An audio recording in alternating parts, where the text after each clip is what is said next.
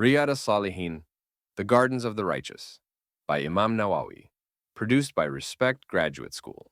Chapter 27, Quranic Verses, Taking Care of the Needs of the Muslims. Do all the other commands of your religion, which are all good, so that you may prosper. Surah Al-Hajj, Chapter 22, Verse 77.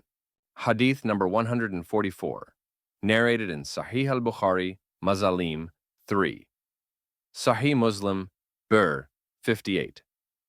Ibn Umar, may Allah be pleased with him, reported that the Messenger of Allah, peace and blessings be upon him, said, "The Muslim is the brother of the Muslim. He should not wrong him nor surrender him to his enemy.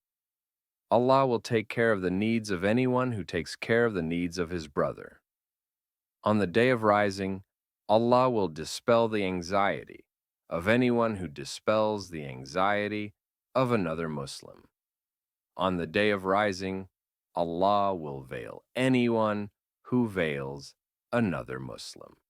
Hadith number 145, narrated in Sahih Muslim, Dhikr 38. Abu Huraira, may Allah be pleased with him, reported that the Prophet, peace and blessings be upon him, said, "Allah will relieve anyone who relieves a believer of one of the afflictions of this world, of one of the afflictions of the day of rising.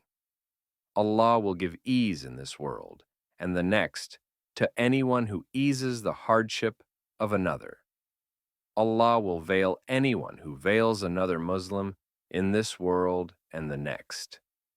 Allah will help his servant as long as his servant is helping his brother."